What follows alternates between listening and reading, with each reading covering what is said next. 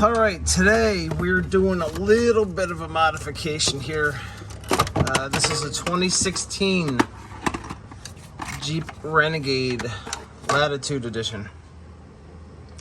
We're going to be working on replacing, that's right, the track bar, sway bar bushings.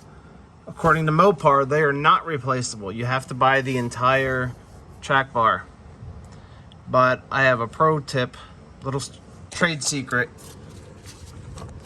to get these apart. Now, sorry, they are riveted together. So what you can do is another trick. You don't have to drop the subframe. You can get an air hammer in there, and there is a little gap between the two halves. Air hammer both halves, it'll pop the bushings out. I'm gonna do that here in a second and show you what we gotta do from there.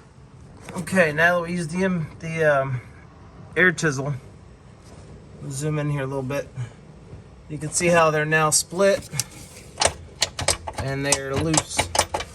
So what you can do now, take your two bolts out and we can separate it. Oh, and I apologize if you hear a little noise in the background. I got the pellet stove on in the garage. It's a little bit below freezing here right now. All right, now we got everything separated and out.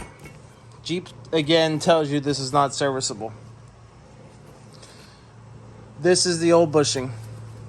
As you can see, it's well wore out. It's got 122,000 miles on it. And this is a new bushing.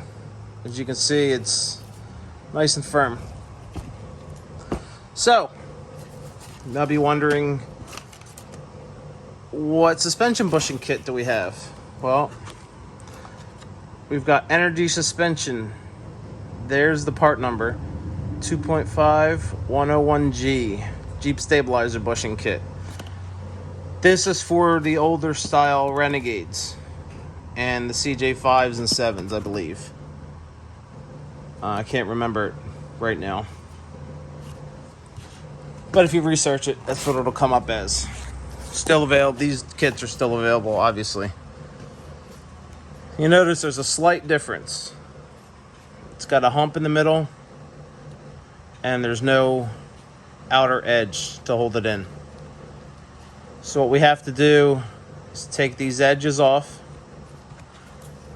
and then put a little bit of a taper on either side here.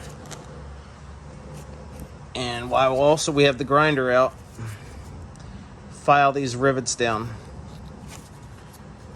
So that way in the future when you have to do this again, you can just unbolt the two bolts, pop your bushing out, pop a new one in. I can't remember the last time I looked up this track bar, but it was well over $300. Way more than that with labor. And this should just be a serviceable item. I know this is more of a Fiat than a Jeep, so I don't know why the foreign influences, I don't know why they think you need to replace the entire sway bar. And you also have to drop the subframe and all, take the exhaust down. It's a pain. So doing it this way, you don't have to do all that. So I'm going to go ahead and grind these pieces and I'll show you what it looks like. All right, now that we've got it all filed down, show you what it looks like now. Tapered the back edges. And it fits in there. And cover goes back on. And then you can bolt it in like nothing ever happened. And you have yourself a new sway bar bushing that's easily replaceable when the time comes, instead of buying a whole new sway bar from Mopar. And they feel it's worth its weight in gold. So, and there's the old one. It's all wore out. This one's nice and tight. So we're gonna go ahead and throw it back in. All right, and that's everything bolted back together. That's the new bushing. I'm sorry about the light. It's like this LED light is really nice, but it's really blinding. There